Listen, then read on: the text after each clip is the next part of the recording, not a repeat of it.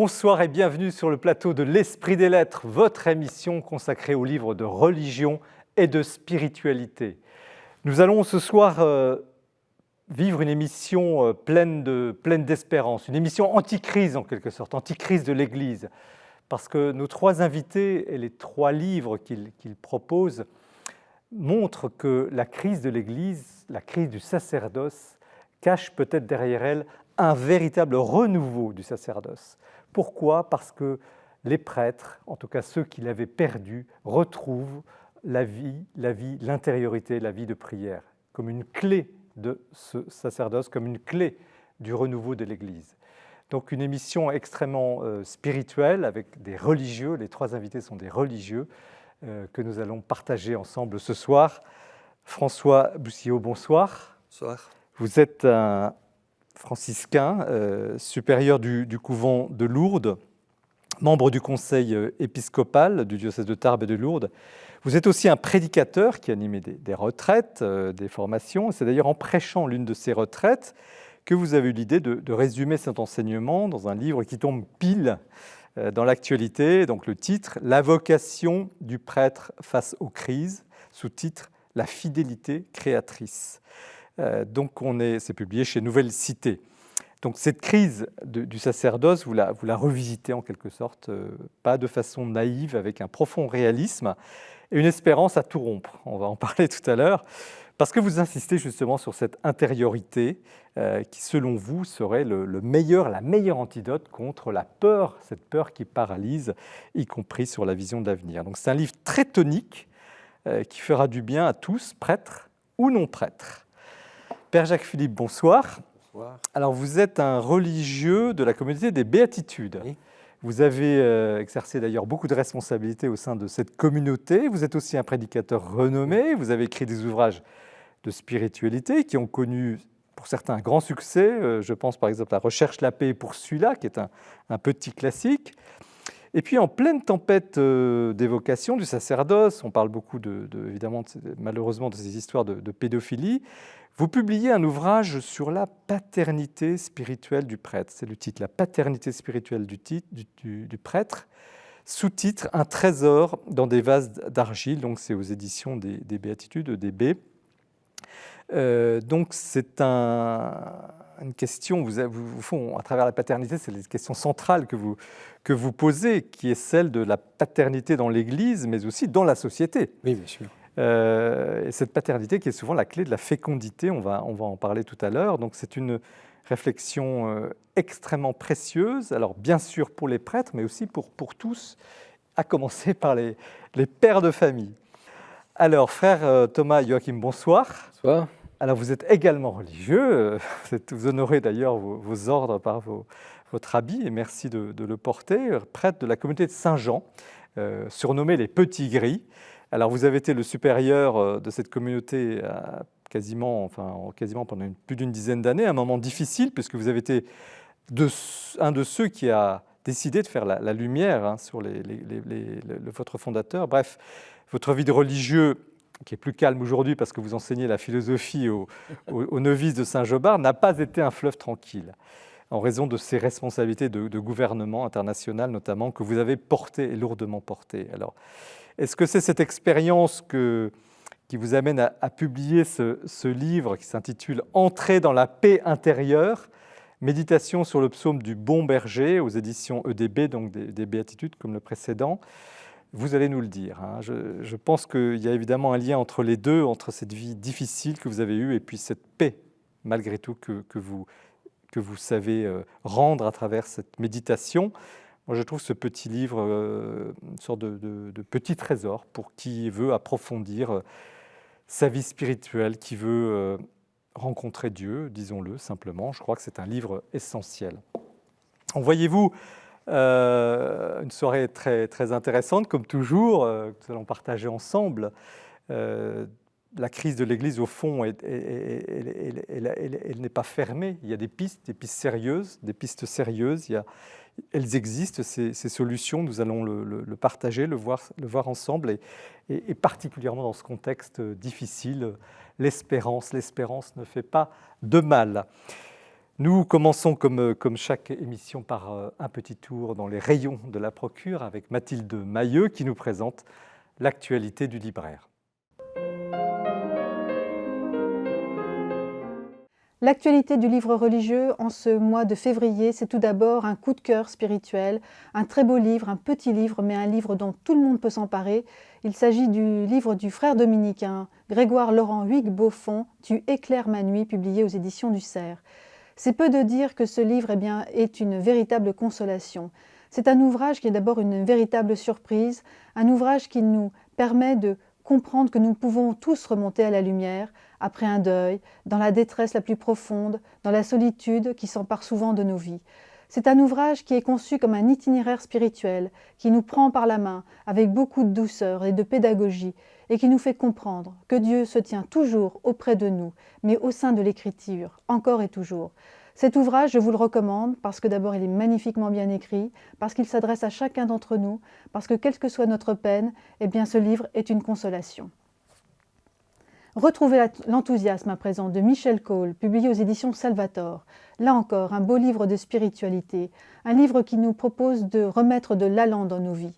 Mais de quel enthousiasme s'agit-il? Il s'agit de l'enthousiasme chrétien, celui qui est une sorte d'illumination intérieure. Alors pour cela, il s'appuie sur des figures qu'il aime beaucoup, comme celle de Paul VI, mais aussi et surtout peut-être celle de la vie monastique, cet exemple de rayonnement, de vitalité joyeuse et rayonnante.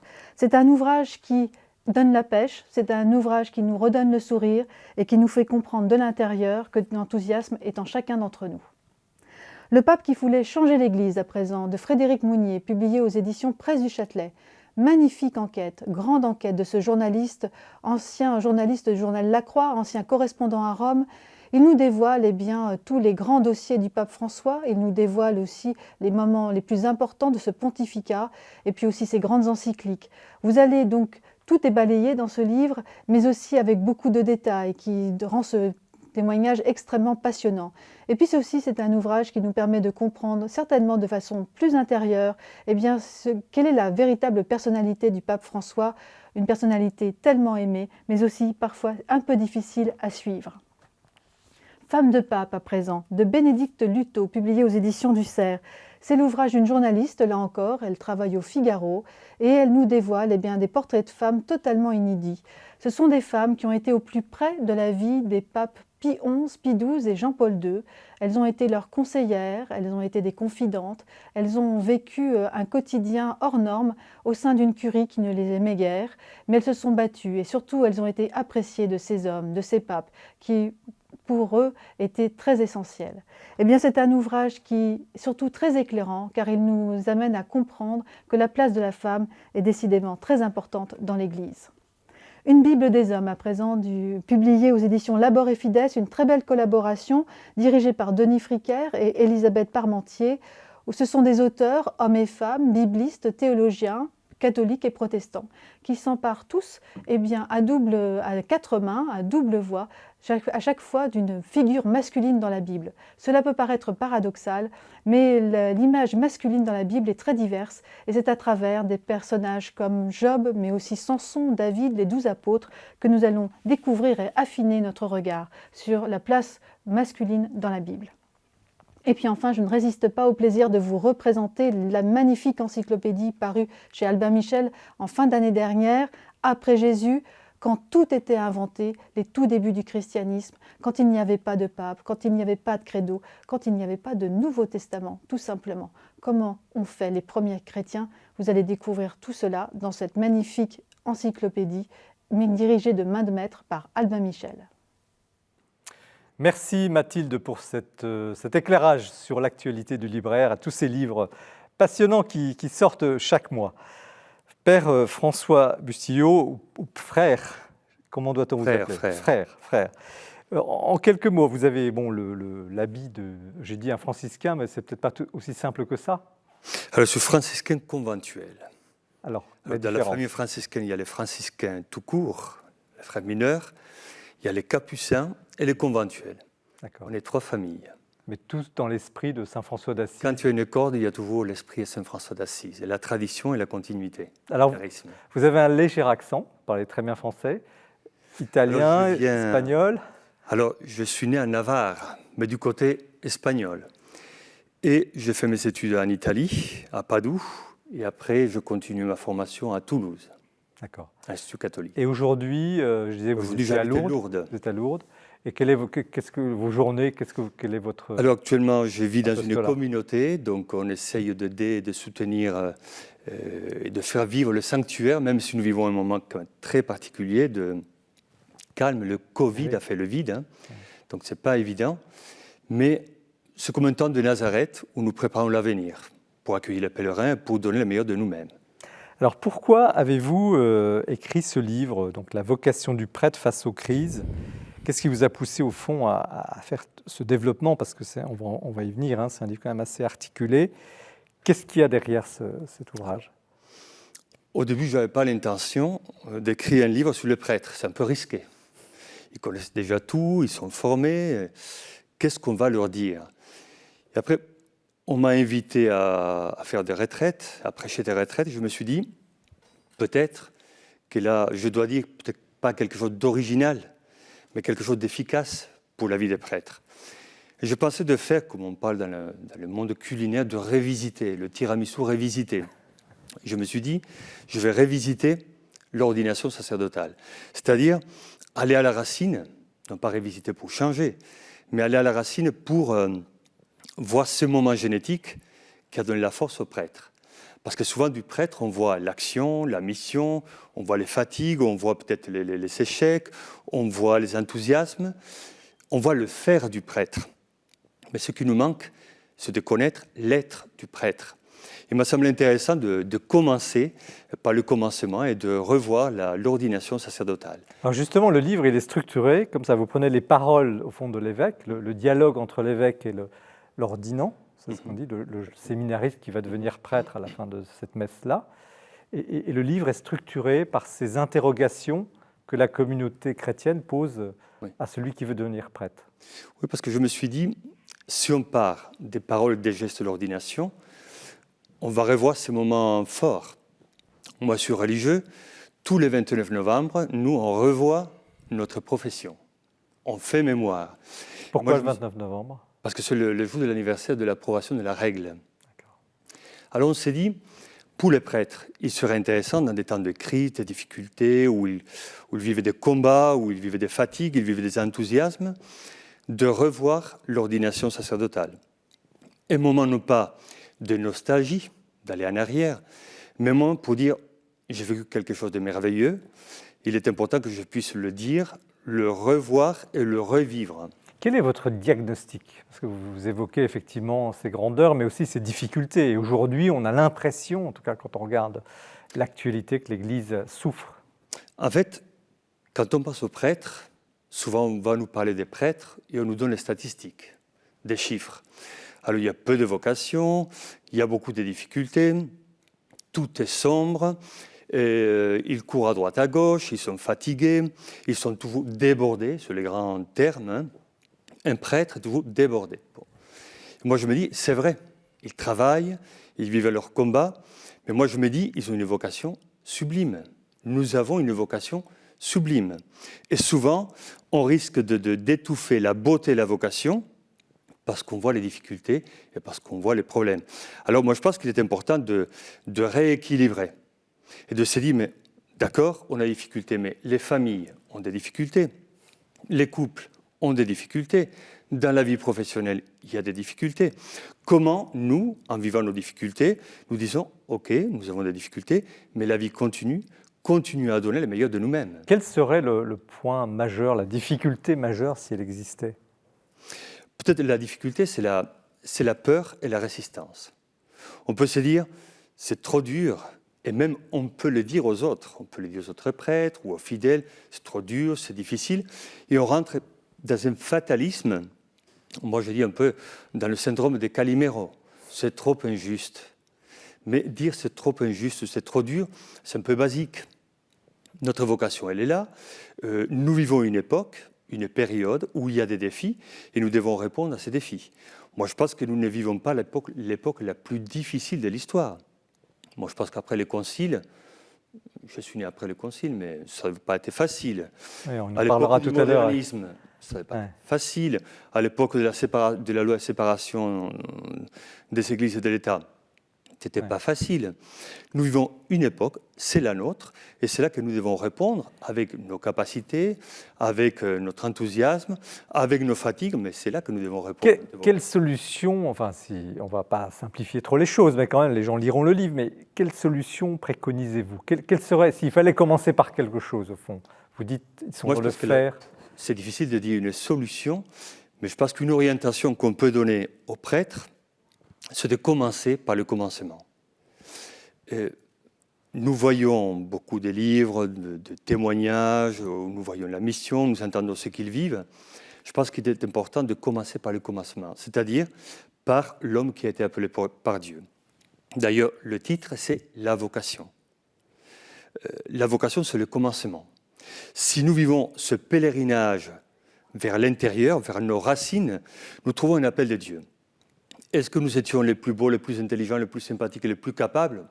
Moi, pas en tout cas, je ne crois pas. Mais le Seigneur nous a appelés. Et si on part de la vocation, si on part de l'appel, on va revoir ce lien puissant avec le Seigneur. Et moi, je crois que nous voyons beaucoup l'extérieur et il nous faut un retour à l'intérieur. Non pas à l'intimisme ou à l'hermétisme, mais à la vie intérieure.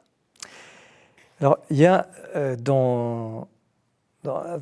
il y a beaucoup de choses dans votre livre, hein, mais il y a un moment donné, vous avez cette phrase « Je suis convaincu que notre monde matérialiste et nihiliste va à un certain moment s'arrêter pour vivre un saut qualitatif, de passer du savoir au croire ». En tout cas, vous en semblez annoncer, et peut-être est-ce la base de votre espérance, que nous sommes en train de vivre quelque chose de cet ordre-là. Pourtant, on n'a pas l'impression, franchement. Mais moi, je crois quand même que malgré tout ce qu'on voit, toutes les difficultés, tous les signes peut-être qui peuvent nous inquiéter, moi je suis convaincu que l'être humain a une intelligence et une aspiration à la transcendance. Alors aujourd'hui, peut-être nous ne voyons pas des signes très concrets, mais dans le ministère de tous les jours, nous voyons des personnes qui se posent des questions, qui cherchent, qui sont fatiguées peut-être d'une vision trop matérialiste, parce que finalement le monde, sans diaboliser le monde, on propose quand même des satisfactions éphémères en plus, et à la fin, est-ce qu'on est heureux? Il y a des satisfactions, mais on ne trouve pas le bonheur. Et moi je pense qu'à un certain moment dans la vie, dans le parcours, on va chercher en vérité, sans se cacher, sans tricher, mais on va se dire, mais par où passe mon bonheur? Et moi je pense que sans Dieu, sans le Seigneur, nous sommes perdus. Et on risque, nous le voyons quand même dans notre monde, les finances, la politique ont beaucoup de pouvoir. Et je pense que si on continue sur le chemin du pouvoir, du savoir, du faire, on va sombrer dans l'animalité. Et il y aura un moment où on va se dire, mais qui on est? D'où on vient et où on va? Et là, on va se rendre compte que Dieu est là, que Dieu n'est pas mort. C'est ce que vous appelez l'urgence de l'intériorité. Vous dites qu'il faut sauver la vie intérieure, vous dites qu'il faut muscler la vie intérieure. Il y a plein de citations de cet ordre-là. Vous fondez sur, au fond, votre espérance sur ce ressourcement au plus intime. Mais certains qui nous regardent, qui ont des enfants, qui ont peut-être une vie de prière, qui n'en ont pas, qui sont croyants ou pas, ne voient pas trop ce que ça veut dire.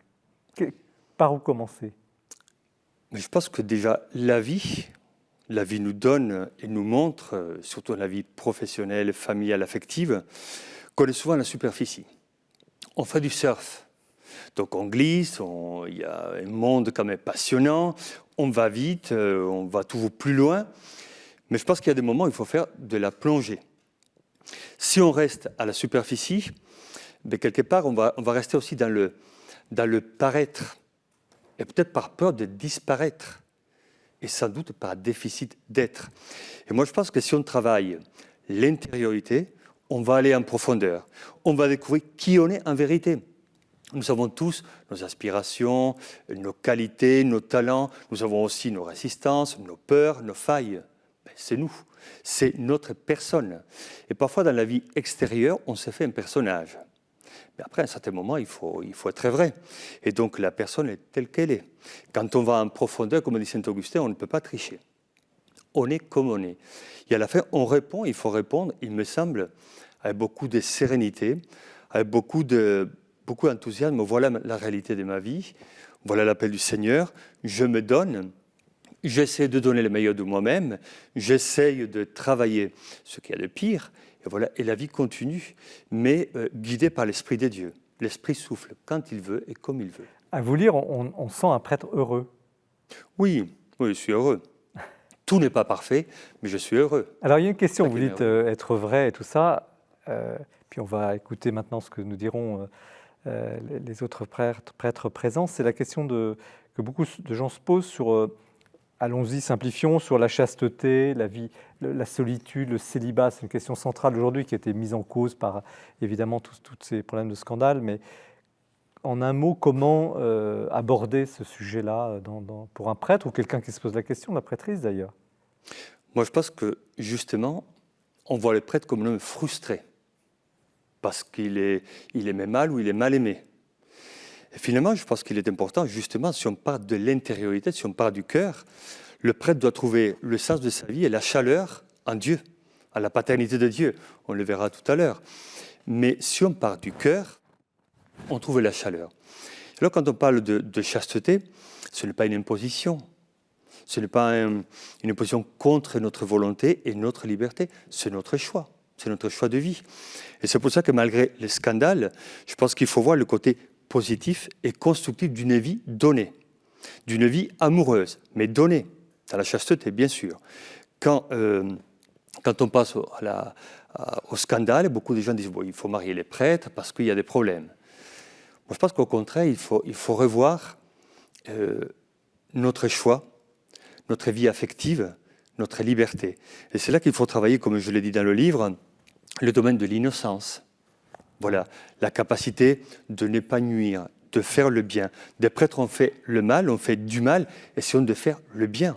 Donnons le meilleur de nous-mêmes. Alors, les autres prêtres qui sont sur le plateau, comment vous avez trouvé ce livre et ce que défend le père Boussillot? Moi, ce que j'ai trouvé, je n'ai pas pu lire le livre en entier, mais j'ai pioché un petit peu. J'ai trouvé quand même qu'il y a une belle espérance. Et ça, ça me fait plaisir, et puis je vous rejoins tout à fait. Puis une bonne analyse quand même un petit peu de toutes les questions d'aujourd'hui quand même. Et puis, puisque vous avez dit donc cette idée de revenir au point de départ, qui est la vocation, ce qui veut dire aussi que le point de départ, ce n'est pas simplement quelque chose de personnel à construire ou une vie qu'on fabrique selon je ne sais pas quoi. C'est qu'à la base, il y a un don de Dieu. Enfin, il y a un appel et un don de Dieu. Et moi, je crois que même si l'homme n'a pas toujours été n'a pas toujours été fidèle à ce don de Dieu, eh bien, ce don existe, il est toujours vivant, il est toujours actuel. Et donc, il y a toujours une source à laquelle on peut revenir. Vous voyez, quels que soient les problèmes et les difficultés, il y a une source à laquelle on peut revenir, où on peut boire, se laver, se purifier, se renouveler. Et je trouve que votre livre l'illustre très bien. Enfin. Frère Thomas, Joachim. Moi, j'ai trouvé que c'était magnanime, c'est-à-dire qu'il y a de la grandeur d'âme, j'ai trouvé dans ce livre, et que ça faisait du bien de le lire justement dans une période où on peut être un peu morose, de perdre l'espoir. Rien que les titres, ils sont stimulants, il y a quelque chose, Seigneur, ne nous laisse pas dans la honte. Et puis après, nous te choisissons comme prêtre. Rien qu'à se rappeler ce moment-là pour un prêtre, c'est extraordinaire. Le jour où il a entendu que ceux qui vont être ordonnés s'avancent et nous te choisissons comme prêtre. Wow, ça remet dans sa grâce initiale. Vous-même, vous l'avez en relisant, ça vous oui, rien que cette parole, on ne l'oublie pas, cette parole. Et nous te choisissons comme prêtre. C'est une parole qu'on a entendue un jour qui est fondatrice. Et c'est ça que j'ai bien aimé dans ce livre. On a un retour à des choses très, très fondatrices et qui redonnent du souffle. Moi, j'ai noté alors là, ce n'est pas un prêtre, c'est Nelson Mandela. Mais c'est vrai que c'est très vigoureux, ça, son discours d'investiture. Vous restreindre, vivre petit, ne rend pas service au monde. En vous libérant de votre propre peur, votre présence libère automatiquement les autres. Je trouve ça super et ça résume un peu pour moi cette idée de... Cette crise, je vous pose la question à tous les trois, dont on a parlé, qui est un peu au centre de cette émission, Est-ce que c'est si grave? Parce qu'au fond, à vous lire, c'est plus une opportunité, la crise que traverse l'Église aujourd'hui. C'est grave, docteur? Mais la vie est crise. Hein. De la naissance jusqu'à la mort, la vie est crise. Et donc la crise est une opportunité. Et donc si on voit des difficultés, moi je pense que les difficultés ne sont pas paralysantes, elles sont stimulantes. Et donc, alors il ne s'agit pas d'être naïf. Moi je trouve que souvent on est très bon dans la constatation, on est bon à constater, à analyser. Après on a du mal à arriver à la synthèse et à la proposition. Moi, je pense que si on est à l'écoute du souffle de Dieu, on se laisse guider. Donc, Père? Enfin, moi, je pense qu'il y a des choses extrêmement douloureuses qui ont été vécues et il ne faut pas les sous-estimer. Mais en même temps, moi, je pense qu'il nous faut une grande espérance parce que Dieu est là. Et moi, je pense que Paul dit que les dons de Dieu sont sans repentance. Et moi, je crois que ce don que Dieu a fait à l'Église et puis au monde entier à travers le sacerdoce, il peut toujours le renouveler. Et puis même, Paul dit là où le péché abonde, la grâce surabonde. Donc moi, je crois que Dieu a cette puissance, cette sagesse, cette miséricorde, cette bonté de faire jaillir, même là où il y a le mal, un mal quand même terrible, il peut faire jaillir un bien plus grand. Moi, je crois que là, on est au cœur de l'espérance chrétienne. Frère Thomas, Joachim, vous êtes sur le... Moi, je dirais qu'une crise est épisodique. Quand une crise dure, c'est plus qu'une crise, ça devient une mutation. Et je pense qu'il y a des crises épisodiques qu'on a vécues. Celles-là, elles passeront. Il faut juste traverser. Et puis, il y a des mutations dans le monde qui sont en train de se passer. Et c'est là qu'il faut que les prêtres se disent, dans ces mutations profondes du monde d'aujourd'hui, ça va être quoi notre place? Quelle est la bonne nouvelle le bien qu'on va pouvoir faire dans cette période de l'histoire qui est quand même extraordinaire? Et comment vous pourriez caractériser cette nouvelle vocation, entre guillemets, du prêtre dans un monde en mutation? Il faudrait bien analyser la mutation en question, mais il me semble que ça va être du côté de l'espérance, là. Concrètement? Concrètement, ça va être l'espérance, comment on la communique déjà par le langage, par la prédication, par les sacrements. Et puis je dirais, c'est au fond ce que vous disiez au début, c'est-à-dire que il faut revenir à son appel originel et redonner du désir aux gens. Ce qui va mourir le plus vite, on le voit avec le Covid.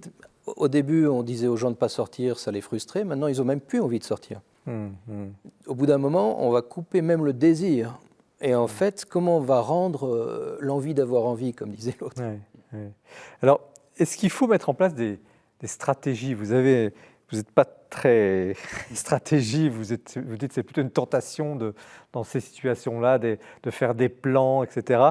Et vous avez cette très belle phrase, « Un pasteur ne gère pas, il aime ». Oui. Et pourtant, il faut de l'organisation quand même. Bien sûr. Il faut gérer, il faut aimer. Mais aujourd'hui, il me semble qu'il y a une tentation, surtout pour les prêtres, de leur donner une mission dans laquelle certains voient que la gestion. Et donc ce côté gestionnaire peut tuer le côté visionnaire, donc le côté prophétique. Et moi, je trouve que c'est dangereux. Il est vrai qu'aujourd'hui, quand on parle avec certains religieux, et surtout ceux qui ont des responsabilités, il y a beaucoup de gestion. Il faut être responsable, je ne dis pas le contraire. Mais en même temps, il est important aussi d'aller de l'avant. Il ne faut pas oublier qui nous sommes. Et comme notre appel principal, c'est d'aimer. Donc on ne gérait pas les personnes, on essaie de les aimer. Je ne gérais pas les frères quand j'étais provincial, j'essayais de les aimer. Et finalement, même si, après, il faut être responsable, je le répète. Mais bon, on est dans cette dynamique. Sur ce sujet? Enfin, moi, je crois que c'est important de réfléchir sur les grandes évolutions, puis d'essayer de percevoir un petit peu. Mais moi, je crois que beaucoup au travail de l'Esprit Saint, quand même. Je ne pense pas qu'actuellement, on puisse définir de manière précise, voilà la stratégie précise qu'il faut utiliser pour renouveler le sacerdoce dans le monde actuel, comme fruit simplement d'une réflexion. Moi, je crois qu'il faut... Alors, je ne dis pas qu'il ne faut pas réfléchir, c'est important, mais je crois qu'il faut surtout faire confiance à la grâce. Parce qu'on voit bien, dans l'histoire de l'Église, que dans des moments absolument désastreux, il y a eu des surprises incroyables de l'Esprit Saint. Les franciscains, vous êtes bien placés pour en être témoins. Donc, et là, c'était de l'ordre de l'inspiration d'un homme qui a été saisi par Dieu et à la suite duquel l'Église s'est renouvelée. Donc moi, je crois beaucoup... Bien sûr, il faut réfléchir, essayer de percevoir les mouvements profonds de l'histoire, mais surtout être à l'écoute, disponible au travail de l'Esprit Saint qui nous donnera les bonnes réponses, qui saura faire surgir ce nouveau que nous attendons. On pressent un nouveau, quand même, au-delà de la crise. On pressent une nouveauté. Je crois par exemple que le fait que Saint Joseph ait un petit peu donné comme patron actuellement, Saint Joseph, il a eu la grâce de veiller sur les tout débuts du mystère du salut. Et moi, je crois que ça veut dire qu'il y a des choses qui naissent actuellement. Il y a un renouveau. Alors, c'est encore très discret, c'est pas très visible, ça prendra de l'ampleur, mais c'est vraiment de l'ordre d'un don de Dieu. Et moi, je pense que si on est dans l'intériorité, dans l'écoute de l'Esprit Saint, très disponible, très libre, très ouvert, eh bien, l'Esprit Saint saura inspirer les personnes, guider renouveler les institutions et faire le travail qu'il faut pour que l'Église se renouvelle. Enfin, c'est pas une œuvre humaine, l'Église, c'est l'œuvre de l'Esprit. Et l'Esprit Saint, il souffle aujourd'hui. Il y a une grande... alors on pourrait parler, on en parlera tout à l'heure parce qu'il y a beaucoup de sujets, la gouvernance, la paternité, on en parlera à travers de votre livre. Mais il y a quand même une question un peu clé qui est la question du sacré.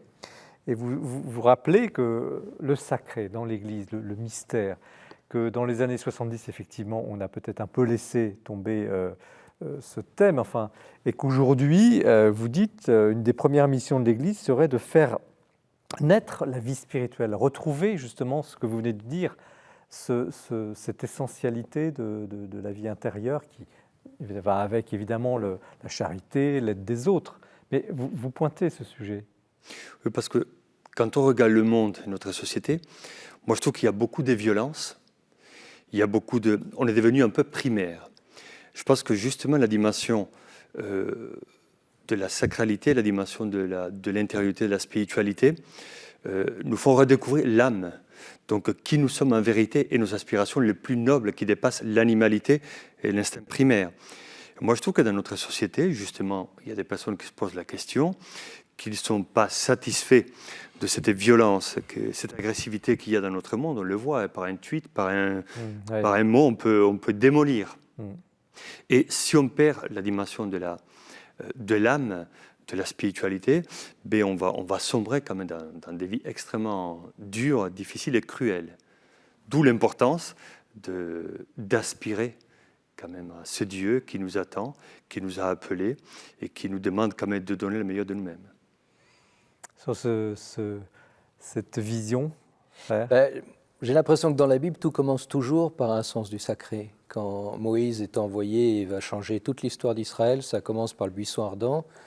Il s'approche et Dieu lui dit « ôte tes sandales, car la terre que tu foules est une terre sainte ». La crainte de Dieu est le début de la sagesse, c'est dit tout le temps dans l'Écriture. Le sens du sacré est initial. Père ? Oui, moi je crois qu'on a besoin de retrouver cette force, cette grandeur de la présence de Dieu quand même, oui, qui donne toute une dimension. Moi, je trouve ce qui est un peu dramatique dans le monde d'aujourd'hui, c'est qu'on a un monde qui est très plat, vous voyez. C'est que du matériel, c'est que leur soit du corporel, du psychologique, de l'affectif, de l'émotionnel. Tout ça, ça a grande valeur. Mais très souvent, c'est comme un monde à deux dimensions, et puis il manque la troisième, la dimension verticale de la grandeur, de la transcendance, du mystère qui nous fascine, nous attire. Et moi, je crois que on étouffe dans ce monde, vous voyez. Moi, je crois qu'on a absolument besoin de retrouver une respiration, un nouveau souffle, des dimensions nouvelles. En tout cas, je pense que cette dimension verticale, on peut prendre le mot sacré ou d'autres mots pour l'exprimer, ou transcendance, l'homme en a un besoin absolu. Sinon, il s'aplatit comme un soufflet qui se dégonfle. En tout cas, ce livre redonne beaucoup de souffle, Père François Bussillot. La vocation du prêtre face aux crises, la fidélité créatrice. La couverture aux Nouvelles Cités, un petit peu sobre, c'est franciscain conventuel, mais le contenu est vraiment riche, abondant et très tonique, comme je le disais au début de l'émission. Nous poursuivons l'émission avec le Père Jacques Philippe sur la paternité spirituelle. Restez bien avec nous, mais nous retrouvons Jean-François Roth, que vous connaissez bien, qui nous présente ce mois-ci le portrait du mois. Le mois dernier, nous avons évoqué un des plus grands théologiens du siècle passé, le dominicain Yves Congar, et je voudrais vous parler maintenant d'un théologien d'aujourd'hui, le jésuite Michel Fédoux, qui est professeur au Centre Sèvres à Paris. Encore un théologien, me direz-vous, mais j'insiste, le théologien ne s'adresse pas qu'aux spécialistes ou même aux intellectuels. En fait, il s'adresse à tous ceux qui veulent un peu approfondir leur foi. La foi du charbonnier, bien sûr, est tout à fait respectable, mais quand on n'est pas un charbonnier, il faut bien réfléchir un peu. Je prends par exemple ce petit livre, Les dogmes, dans la collection Que penser de, une sorte de que sais-je dans le domaine religieux. Non seulement Michel Fédoux nous dit ce qu'est un dogme et quelle est sa fonction, mais il parcourt tous les grands dogmes de l'Église, et en 3 ou 4 pages, il en donne une formulation très claire, très éclairante. Et en plus, ça fournit un canevas idéal pour la transmission. Prenez par exemple les 3 ou 4 pages consacrées au péché originel, vous verrez, c'est formidable. Donc, dans le même sens, on peut aussi citer le sens du credo aujourd'hui. Michel Fédoux a fait simplement la direction de l'ouvrage, qui est un ouvrage collectif, une série donc de conférences très pédagogiques qui expliquent les articles du credo. Là aussi, franchement, ça s'adresse à tous et on ne perd pas son temps en prenant ce genre d'ouvrage. 2 grandes œuvres maintenant. La littérature grecque d'Homère à Platon. Michel Fédoux est aussi agrégé de lettres classiques. Là, il fait un parcours complet de toute la littérature grecque, l'épopée, la poésie, la tragédie, la philosophie, en théologien de la culture, qui s'intéresse au fait que les Grecs, par leur conception de divin, de l'humain, eh bien, préparent comme des semences d'évangile la révélation.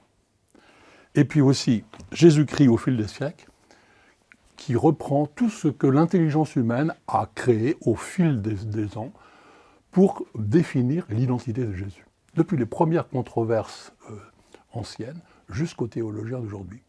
Vraiment une synthèse magistrale. Et je termine en disant que Michel Fédoux a participé en tant que spécialiste des pères de l'Église, avec beaucoup d'autres grands auteurs, à l'encyclopédie Après Jésus, qui montre l'émergence du christianisme jusqu'en l'an 250, en s'intéressant particulièrement au rapport avec le judaïsme et en insistant sur la diversité de cette première Église. Voilà. La revue Études termine sa recension critique de l'ouvrage en disant cet ouvrage excellent est la référence francophone actuelle sur le sujet. Voilà. Nous avons la chance d'avoir avec Michel Fédoux quelqu'un qui sait transmettre son savoir et sa réflexion.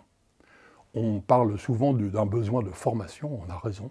Eh bien alors profitons peut-être de ce temps pour se mettre à l'écart, au fond de sa maison, et dans le secret, lire quelques bons livres. Merci Jean-François pour ce portrait. Nous poursuivons cette émission avec le père Jacques Philippe et son livre « La paternité spirituelle du prêtre », un trésor dans des vases d'argile. C'est aux éditions EDB, les éditions des Béatitudes. Alors père, alors vous avez un habit un peu caractéristique.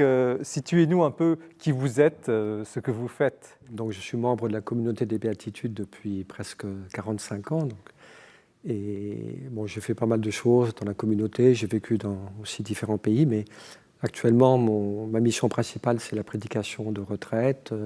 Donc je voyage beaucoup, enfin, pas en ce moment parce que évidemment, mais normalement je voyage beaucoup dans pas mal de pays. Et puis je fais aussi pas mal d'écriture, d'interviews. Vous êtes dans une communauté particulière aujourd'hui ? Oui, là je suis dans une toute petite fraternité de la communauté des Béatitudes où en fait je vis un petit peu à part dans un ermitage. Enfin, j'ai pas une vie de solitude à plein temps parce que c'est pas mon appel, mais ça me permet quand même d'avoir un petit peu un temps de calme, de recueillement entre des voyages, et puis aussi de pouvoir donc écrire, recevoir pour l'accompagnement spirituel aussi. Alors l'écriture, ce livre, d'ailleurs pourquoi au fond ce titre ? Parce que vous auriez pu angler, comme on dit, autrement un livre sur les prêtres. Vous avez choisi la paternité spirituelle. Oui, parce que je crois que c'est un aspect important du sacerdoce. Le but de ce livre, c'est surtout d'encourager des prêtres, je disais. Puis peut-être pas seulement les prêtres, aussi toutes les personnes qui ont exercé une paternité dans la famille, dans l'éducation. Ce qui est un rôle qui est à la fois difficile et très délicat, on le voit bien, mais en même temps qui est absolument vital. Ouais. D'ailleurs, je le dis et je vous interromps, je redis ce que j'ai dit tout à l'heure, hein, ce livre vraiment même pour des pères, des pères ou des grands-pères, vraiment très, très, très concret. Ce n'est pas un livre pour des prêtres seulement. Je vous ai interrompu. Pardon. Oui, bien sûr. Même si mon désir au point de départ, c'était surtout d'aider les prêtres, parce que c'est vrai qu'ils vivent donc des temps difficiles, on les suspecte de toutes les abominations possibles, et je pense qu'une parole qui peut les aider, les encourager à croire vraiment dans la grâce qui repose sur eux, ça me paraît être une chose belle. Et je pense que justement, quand un prêtre qui a été appelé par Dieu, qui a reçu ce don du sacerdoce, et essaye de répondre fidèlement à ce don du sacerdoce, dans la générosité dans sa mission, dans la fidélité à la prière, moi, je pense qu'il peut développer peu à peu une grâce de paternité.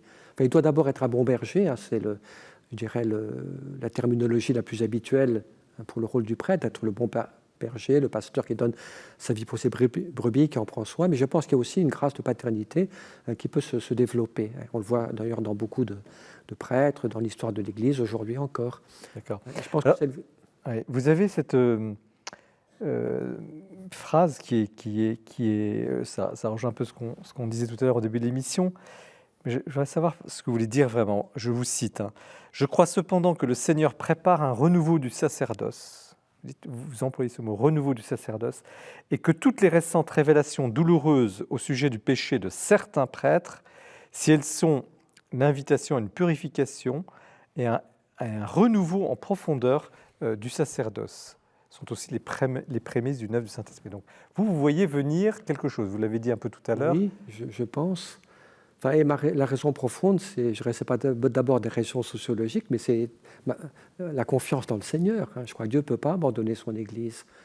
Et je pense que le sacerdoce, il doit être renouvelé, purifié, peut-être vécu autrement, enfin, éviter tout ce qui est autoritarisme ou paternaliste, mais je pense que le sacerdoce fait quand même partie des dons essentiels que le Christ a fait l'Église, à travers le rôle du prêtre, l'annonce de la parole, les sacrements,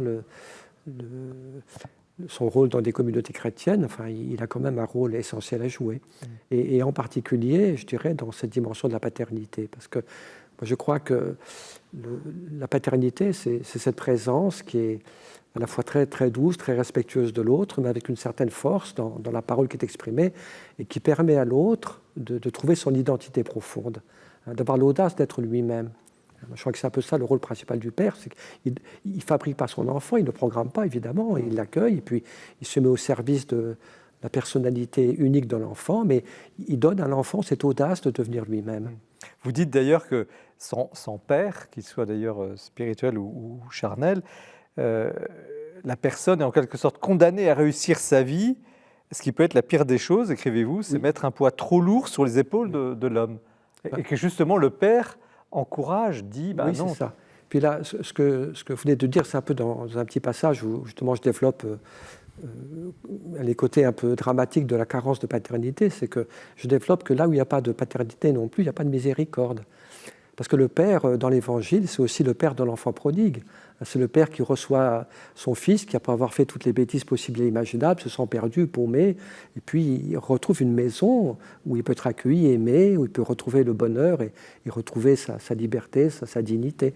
Et moi, je pense que ça n'a pas de paternité, ça veut dire aussi qu'il n'y a plus cette demeure, cette maison, vous voyez, où quelqu'un peut toujours revenir pour retrouver son identité profonde, au-delà des erreurs qu'il a pu commettre. Il y a une sorte de paradoxe. On a l'impression que le père, c'est vraiment pour éduquer un homme parfait, et vous dites, c'est pas ça du tout. C'est aussi pour accueillir l'enfant qui a fait des bêtises. Voilà. C'est peut-être là qu'il est encore plus père que... Ouais. Alors, il l'est aussi par l'éducation, évidemment, hein, mais je crois que... moi, je pense que là où il y a de la paternité, il y a aussi de la miséricorde. L'homme n'est pas condamné à l'échec de manière définitive. Il peut retrouver la demeure là, où il peut être lui-même, où il peut guérir, où il peut retrouver sa liberté, se sentir aimé et accueilli. Mais comment trouver le juste milieu entre ce que l'on a reproché au père, au paternalisme, cette espèce d'aliénation, de domination, et puis ce que vous développez, c'est-à-dire aller chercher justement la personne dans ce qu'elle est, la porter. Je dirais que c'est une tâche très très difficile, être père. Parce que justement, il y a tellement d'ambiguïtés possibles entre soit l'absence du père qui n'est pas là, ou bien au contraire le père trop autoritaire. Enfin, bon, je n'analyse pas trop longuement, mais j'en parle un petit peu. Il y a 1000 déformations possibles de la paternité. Bon, c'est bien ce qu'on a. Mais je crois en même temps que donc il y a une ligne de crête, si vous voulez, qui n'est pas facile à trouver. Mais je pense qu'on peut la trouver parce que Dieu est fidèle. Et que quand on la trouve, elle est très belle, parce que moi ça m'a beaucoup frappé dans toutes les rencontres que j'ai pu faire de mes voyages, combien les gens ont un profond besoin de paternité, que ce soit des petits-enfants, des adolescents, que ce soit même des personnes, des businessmen ou une vieille grand-mère. Eh bien, quand une personne rencontre quelqu'un en face de lui, qui est un peu comme une certaine image de la paternité de Dieu, dans sa force et sa tendresse, eh bien, ça fait beaucoup de bien, enfin, ça encourage, ça rend libre, vous voyez. On le voit bien dans une famille, quand un enfant reçoit la bénédiction du père, eh bien, il est heureux, il est libre, il peut foncer, il va de l'avant. Il sait qu'il a une audace. Alors, au contraire, quand on n'a pas cette bénédiction du père, ce regard d'espérance du père, eh bien, on peut être un petit peu plus paralysé. Puis d'ailleurs, c'est un thème que vous avez pas mal évoqué, qu'on est beaucoup prisonnier de ses peurs aujourd'hui. Moi, je pense que le père, il a aussi ce rôle-là, d'avoir un regard où il y a tellement d'amour et tellement d'espérance sur l'enfant, eh bien qu'il n'a pas peur d'être lui-même et de foncer. Alors, ce qui est curieux, c'est qu'au moment, justement, où depuis, disons, une petite dizaine d'années, on dit il n'y a plus besoin de paternité, non seulement là, vous avez évoqué les carences de paternité, mais on théorise en quelque sorte une société sans paternité. Vous dites, attention, la paternité est au cœur de la société, elle est au cœur aussi de l'Église et des problèmes de l'Église. D'abord parce qu'elle est au cœur du mystère de Dieu. Et puis elle est aussi au cœur du mystère de l'homme. Enfin, moi, je crois que si l'homme a été créé à l'image de Dieu, c'est aussi pour exercer une certaine paternité. Et je crois que c'est comme ça que l'homme s'accomplit aussi dans sa virilité. Oui. La virilité, c'est pas de combattre des rivalités, des combats de coq ou je sais pas quoi, mais justement, la véritable paternité, c'est cette force qui nous permet d'encourager la personne fragile à grandir, aider l'autre à être pleinement lui-même. Et je crois que c'est dans la paternité que l'homme peut s'accomplir. Alors ça peut être une paternité dans le domaine de la famille, dans d'autres domaines, et en particulier dans le domaine du sacerdoce. Et je crois que donc il y a un très grand besoin aujourd'hui, parce qu'il me semble qu'il y a un peu partout dans notre monde une crise d'identité. Les gens ne savent pas qui ils sont. On court après son identité, de manière parfois aberrante, sur toute l'importance de selfie, de l'image de soi-même qu'on donne, d'Instagram, tout ça. Donc, tout le monde cherche à exprimer une identité, ou bien à trouver une identité, alors le développement personnel et tout ça. Et moi, je pense que... Puis on voit bien qu'il y a un grand flou dans l'identité au niveau sexuel aujourd'hui. C'est très, très flou maintenant. Et puis, il y a des tas d'adolescents qui veulent changer de sexe, je dirais presque pour un oui et pour un non maintenant. Bon. Donc, il y a cette espèce de flou au niveau de l'identité qui est assez dramatique, parce que dans le fond, personne ne sait plus qui il est. Personne n'est plus heureux d'être ce qu'il est. On rêve d'autre chose, on veut tout changer, mais il n'y a pas cette paix profonde, cette sécurité de savoir que je suis heureux d'être qui je suis parce que je suis aimé comme je suis. Et je crois que le rôle du père, c'est ça, enfin, il n'est pas le seul, évidemment, mais il a en partie ce rôle de donner à l'autre cette sécurité. Je sais que je suis aimé et je sais que je peux aimer. Et donc ça me donne une liberté, une sécurité.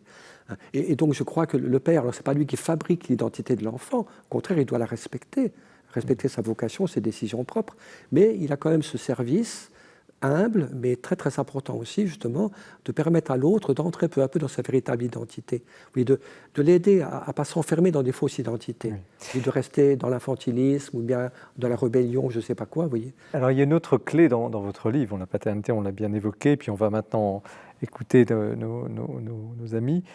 C'est la question de la prière. Vous insistez énormément sur la prière comme fécondité du sacerdoce, notamment sur l'Eucharistie, l'adoration eucharistique. Pourquoi à ce point ça rejoint ce que je tout à l'heure Père? Il y a peu de affirmations fondamentales dans mon livre. La première affirmation, vous voyez, c'est qu'on ne peut pas être père si on n'est pas d'abord fils, par rapport à Dieu. Si je reçois ma main de Dieu, mon identité, ma mission, c'est toute cette relation filiale de Jésus avec le Père, ou dans sa prière, dans son lien avec le Père, Jésus reçoit son identité, sa mission et la grâce dont il a besoin pour prêcher, pour consoler les gens et tout ça. Et je crois que le prêtre, il n'est pas au-dessus le serviteur n'est pas au-dessus du maître, et le prêtre, il a besoin aussi de tout recevoir de Dieu dans cette relation de prière, d'intimité hein, comme Jésus le faisait. Donc ça, c'est un peu une des premières grandes affirmations. Hein. Pour être père, on doit être fils. Un fils de Dieu, mais aussi fils de l'Église, frère, dans le sacerdoce. Et puis, ma deuxième grande idée que je développe plus longuement, c'est que justement ce chemin de crête, dont on parlait tout à l'heure, très très délicat pour une juste paternité, eh bien, je crois que l'itinéraire spirituel qui permet d'accéder à ces véritables paternités, c'est vrai aussi bien pour les pères de famille, eh bien, c'est le chemin des béatitudes, le chemin de la pauvreté du cœur, de l'humilité, de la douceur, de la faim et soif de justice, de la paix, enfin ça on en reparlera, de la miséricorde. Oui. C'est ça le chemin spirituel pour tout homme, hein, qui permet justement qu'on arrive à une vraie paternité, qu'on puisse tenir sur cette ligne de crête. Frère Thomas, vous étiez en charge de... Donc vous étiez père d'une communauté, et puis vous êtes prêtre. Comment vous réagissez à ce livre? J'ai trouvé super que spécialement, il soit publié pendant l'année Saint-Joseph. Donc l'année Saint-Joseph, rappelons, le pape a décidé donc à partir François a voulu qu'il y ait une année consacrée, un petit peu mise sous la protection particulière de Saint-Joseph. Parce que Saint-Joseph, c'est l'exemple même de celui qui a exercé une paternité spirituelle face à un plus grand que lui.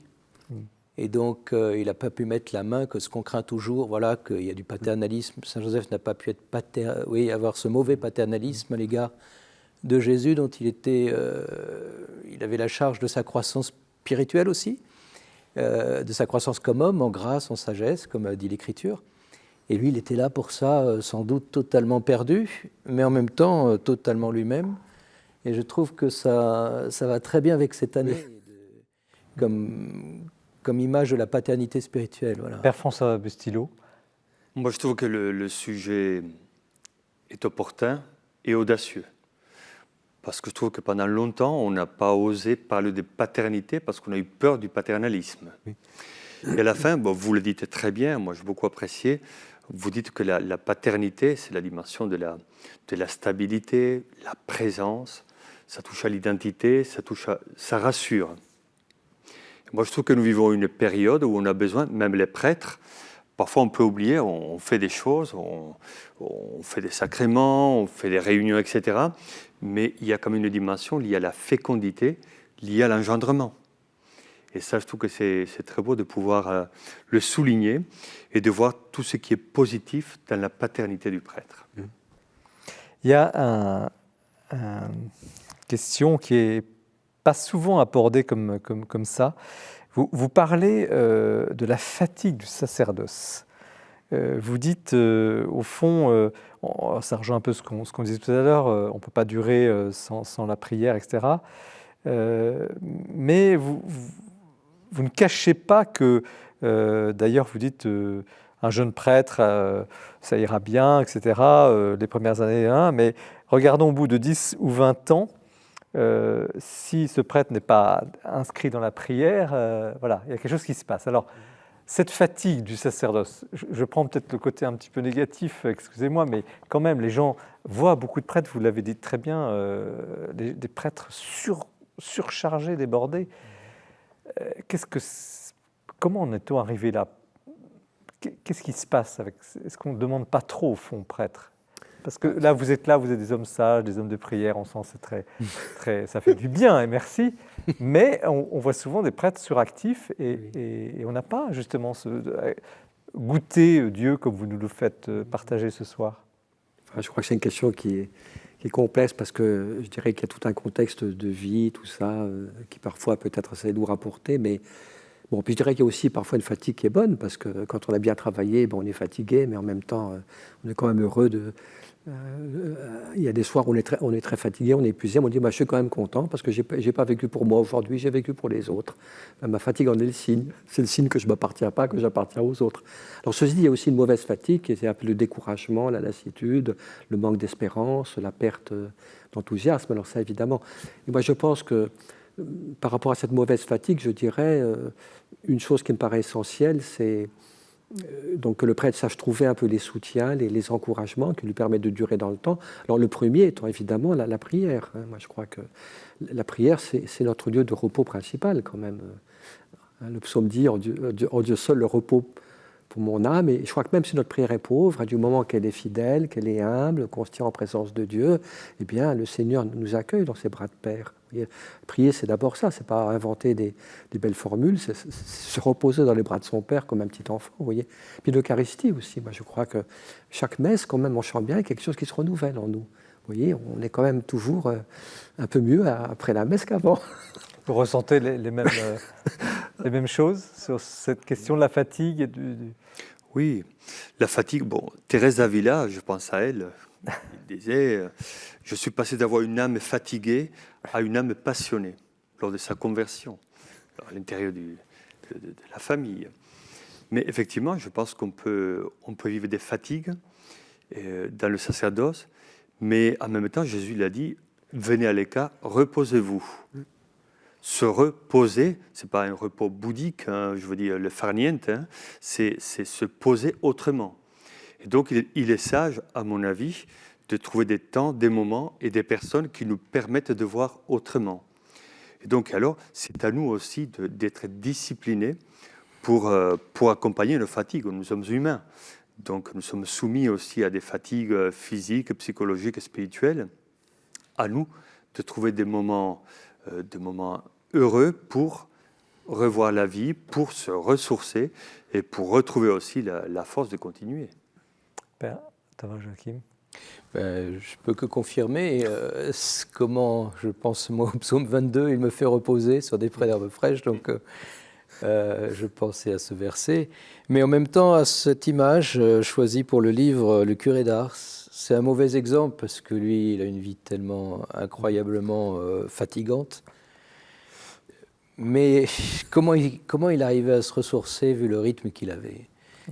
Donc il peut y avoir peut-être des fois, il m'a semblé qu'il y a deux types de repos.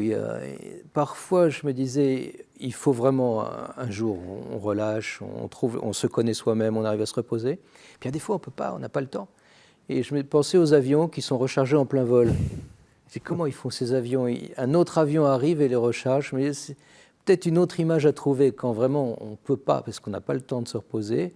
Comment je vais me recharger tout en étant en plein vol?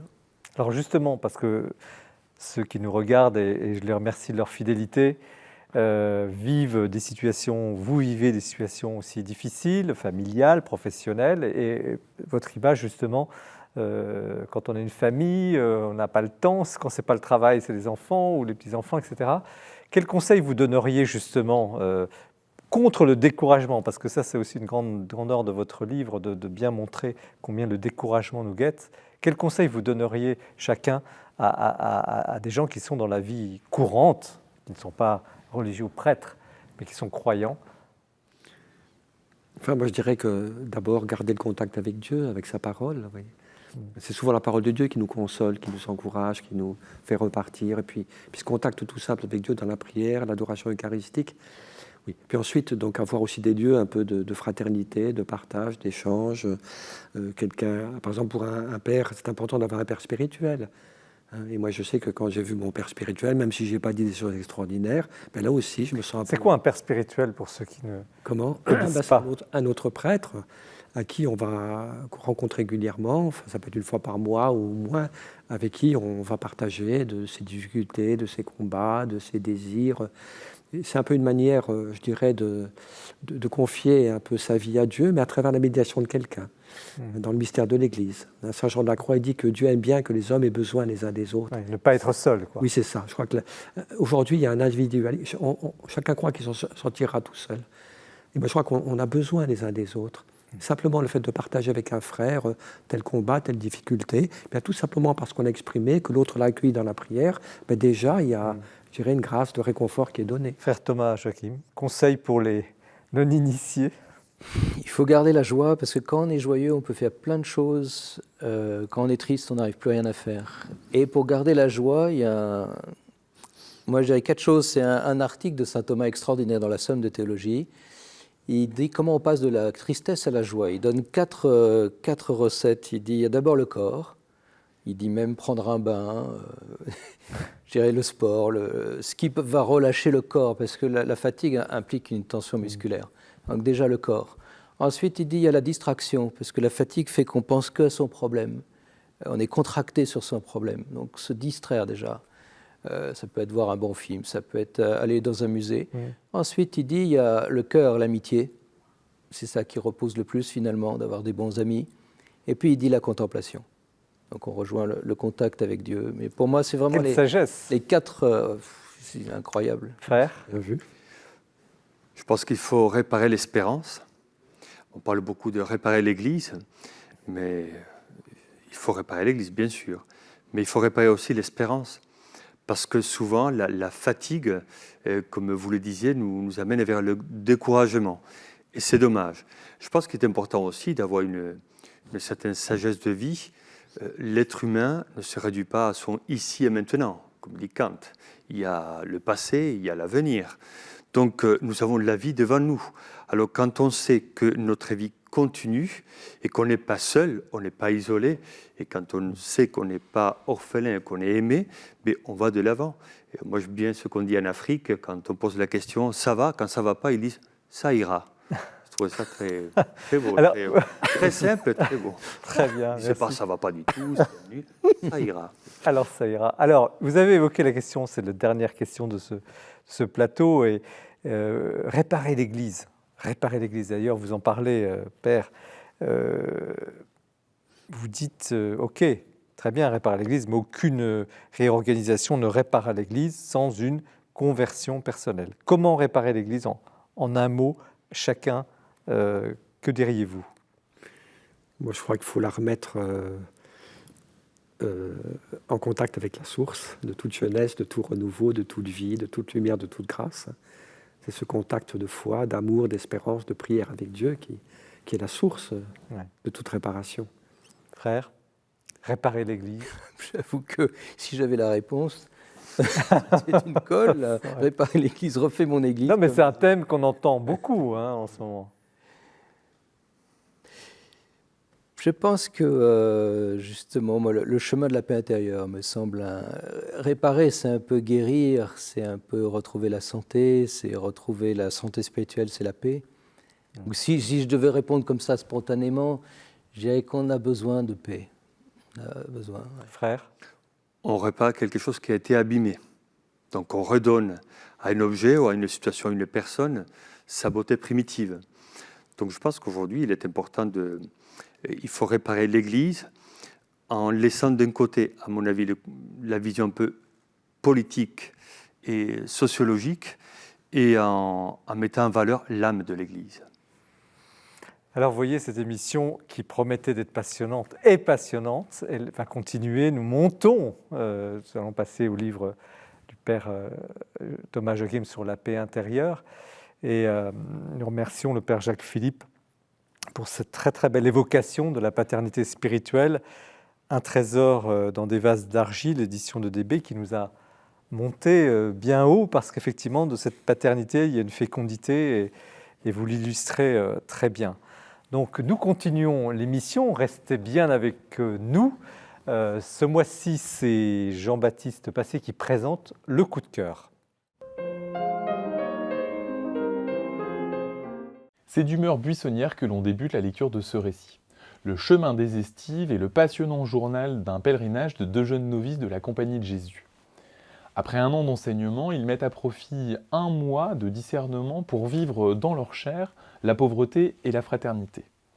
Aussi, ils partent sans le sou sur les chemins noirs de cette diagonale du vide en mendiants offerts à la générosité de ceux qu'ils croisent.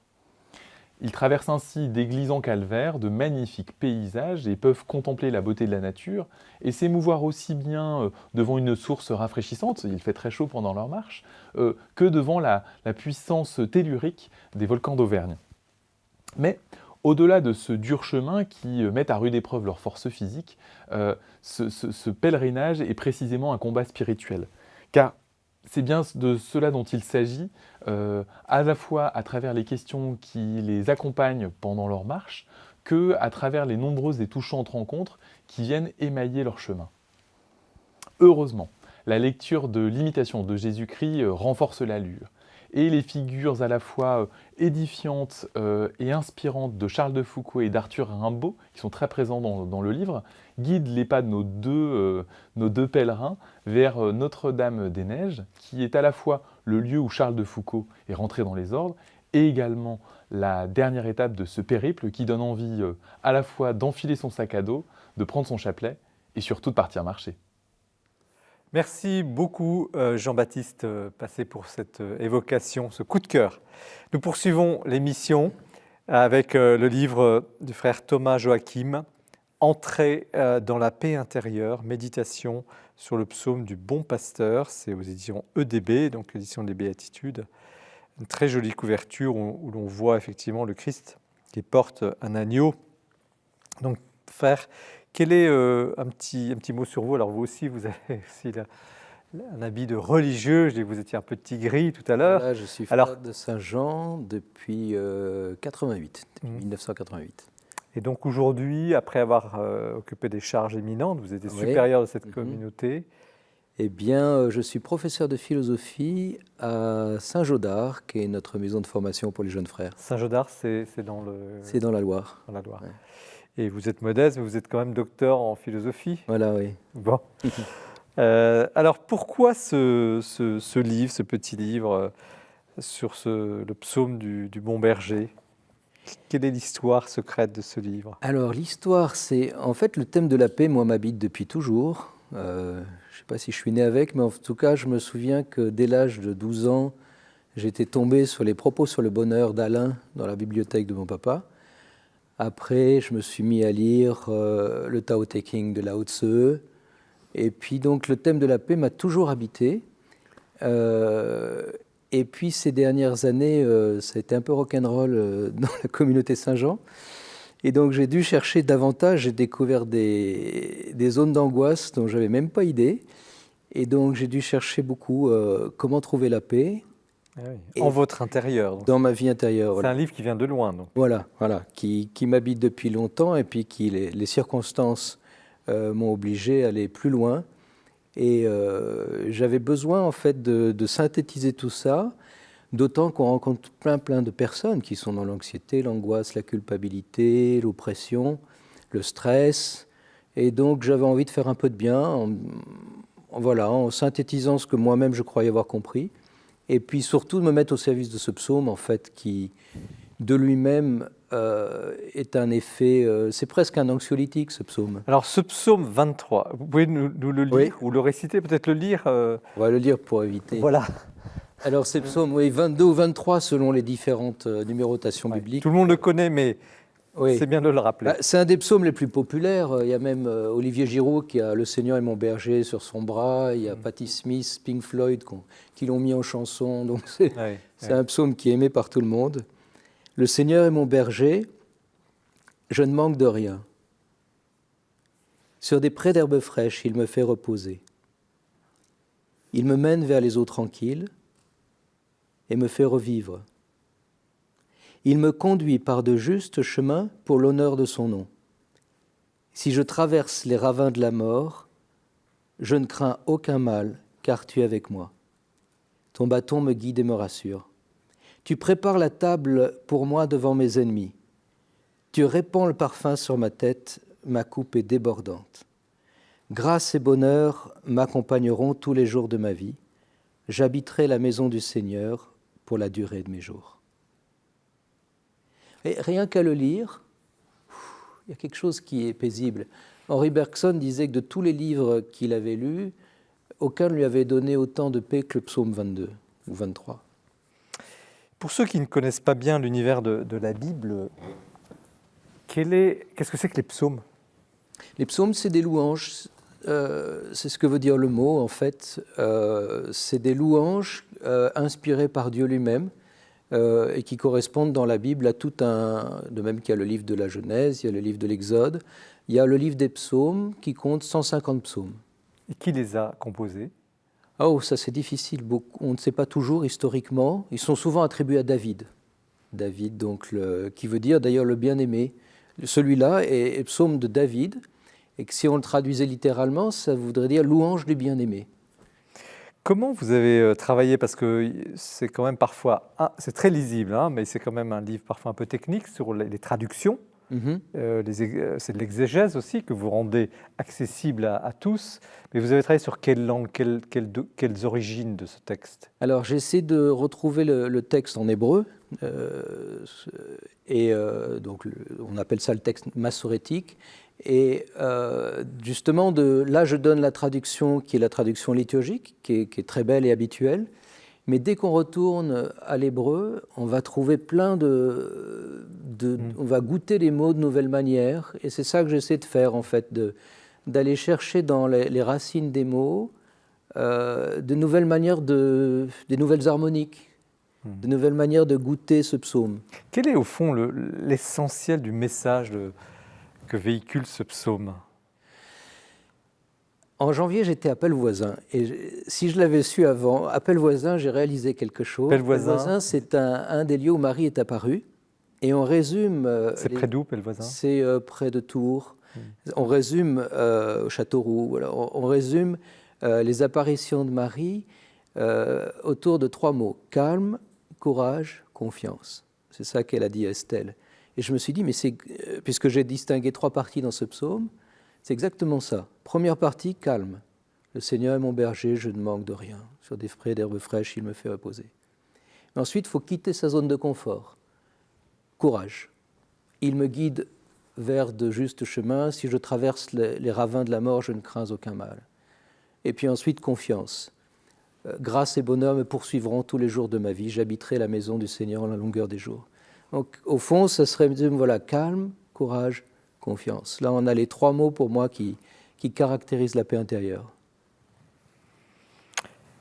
Est-ce que ce psaume vous fait vivre? C'est une question un peu idiote, parce on sent bien en vous écoutant qu'il vous fait vivre, mais est-ce que vous auriez justement une anecdote à nous raconter où vous étiez au fond du pétrin et cette lecture vous a aidé?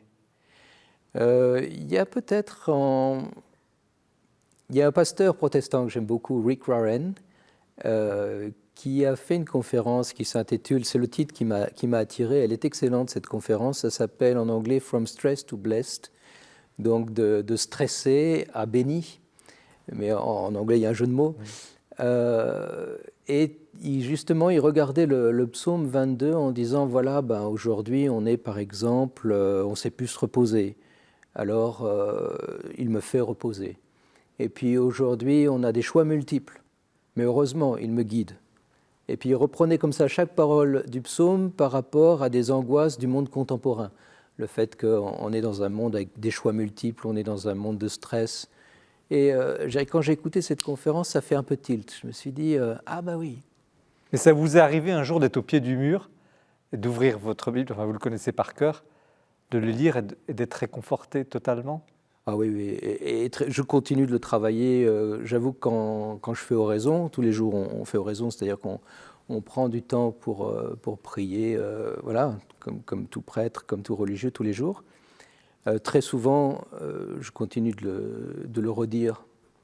Quel conseil vous donnez à des gens qui nous regarderaient, qui ne sont pas familiers, qui n'ont pas forcément le temps de faire oraison, pas forcément familiers de la prière ou de la prière intérieure? Quel conseil vous leur donneriez pour accéder à cette paix intérieure? Parce que tout le monde en rêve de cette paix intérieure. Comme je disais, il a carrément, c'est un peu un anxiolytique ce psaume. Moi, je conseillerais de l'apprendre par cœur. C'est ce que faisaient les premiers chrétiens. Les premiers chrétiens, au moment... Ce psaume-là? Oui, les premiers baptisés. Comme il a quelque chose d'un peu comme les sacrements, ça commence aux eaux tranquilles. On baptisait le chrétien. Et puis ensuite, il allait vers l'autel. Et là, tu prépares une table pour moi. Et ensuite, tu oins ma tête d'huile. Il recevait donc l'onction. Il recevait la confirmation. Et après, tu prépares une table. Donc, c'était l'Eucharistie. Et pendant ce temps-là, il récitait, il chantait le psaume 22. Donc, c'est pas sorcier. C'est pas sorcier, c'est pas un bon mot. Il y a 6 petits versets. C'est pas compliqué. Non, il y a 6 petits versets. C'est quand même facile à apprendre. Et une fois qu'on le sait, de le réciter a un effet apaisant.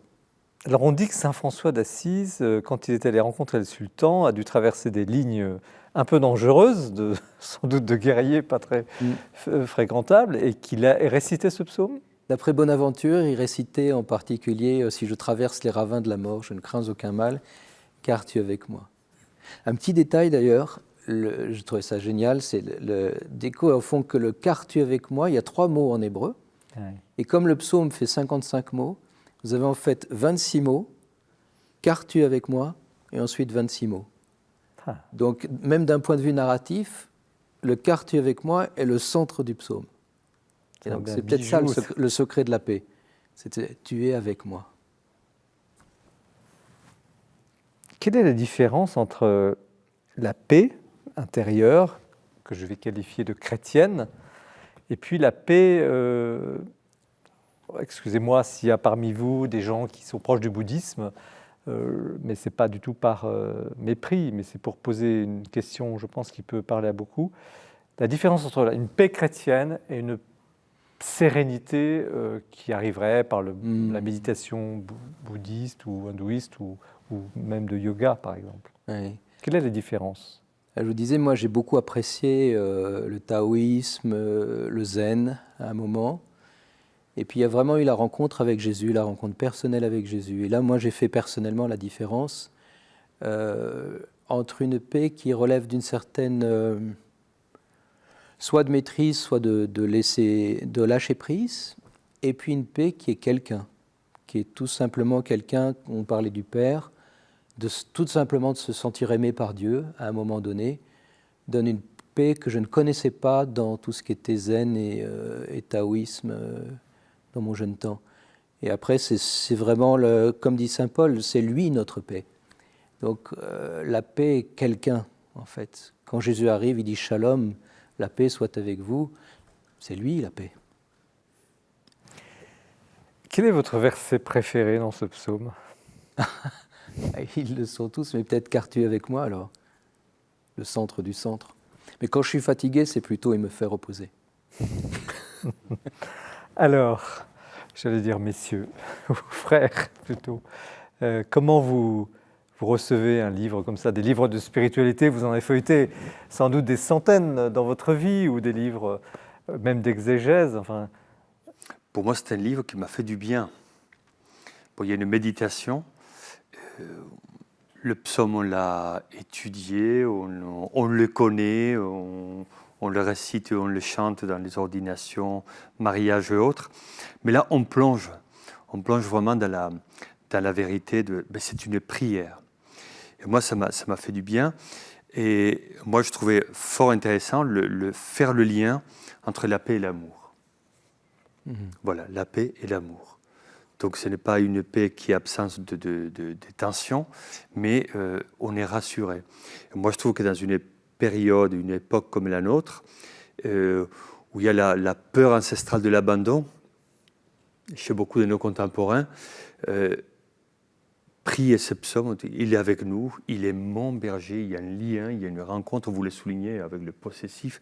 Moi, je trouve que c'est remarquable parce que ça va rassurer et ça va créer de nouvelles relations entre certaines personnes qui sont un peu perdues et le Seigneur, le berger. Dieu n'est pas indifférent, Dieu n'est pas passif, Dieu veille sur nous et ça, c'est merveilleux. Père ? Enfin, moi, j'ai beaucoup aimé le livre aussi, beaucoup. Je dirais d'abord parce que ce thème de la paix, ça me paraît essentiel. Aujourd'hui, il y a tellement d'inquiétudes, d'agitation, de peur, et je dirais proposer des chemins qui conduisent vers la paix, c'est peut-être une des urgences au plan spirituel dans le monde d'aujourd'hui, parce que c'est aussi quand on est dans la paix qu'on devient libre, qu'on peut aimer, qu'on peut faire de belles choses, qu'on y voit clair dans nos choix. Donc, et puis alors prendre ce psaume du bon pasteur un petit peu comme itinéraire, comme chemin pour... comprendre qu'est-ce que c'est que cette paix, quelle est sa source, comment un petit peu y arriver. Je trouve que c'est une très très très bonne idée, parce que c'est vrai que c'est un psaume qui est très apaisant. Ça, moi, je l'ai beaucoup expérimenté. Puis aussi, je me rappelle quand je faisais des missions paroissiales en Italie, d'avoir rencontré une femme une fois qui était très seule, qui souffrait beaucoup de dépression, une jeune femme, puis qui n'était pas comprise par sa famille, qui m'a dit « Père, je vis un moment terrible, je ne suis pas comprise, mais je me dis tous les jours, le Seigneur est mon berger, je ne manque de rien. » Et c'est ça qui me fait tenir. Et c'est ça qui l'a fait tenir dans sa dépression, c'est ce psaume. Et je pense que c'est un psaume qui a fait tenir des millions de personnes. Oui. Et donc c'est vrai que les paroles de ce psaume ont une grâce tout à fait particulière pour nous apaiser. Moi, je dirais peut-être, pour résumer, que c'est un psaume qui nous met dans les bras du bon Dieu. Et là, vous l'avez redécouvert? Bah oui, surtout qu'il y a des tas de choses, évidemment, parce que votre analyse, en même temps, est assez fouillée, donc au niveau des mots, des différentes interprétations, donc il y a des tas de petits détails qu'on redécouvre. Par exemple, j'ai beaucoup aimé quand vous dites,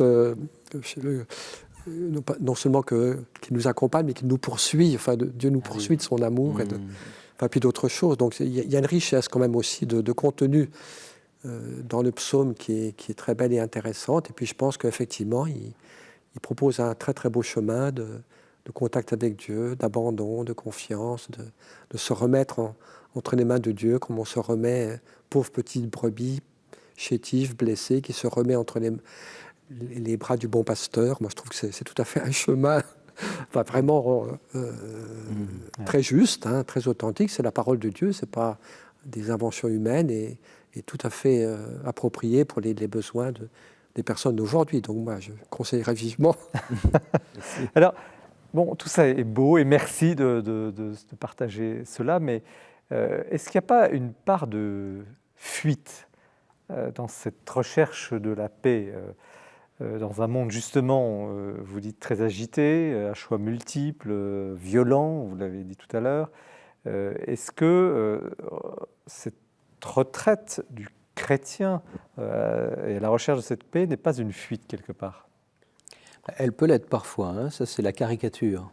La caricature serait alors le fait de se retirer en soi-même pour ne pas souffrir, et du coup on ne s'engage plus.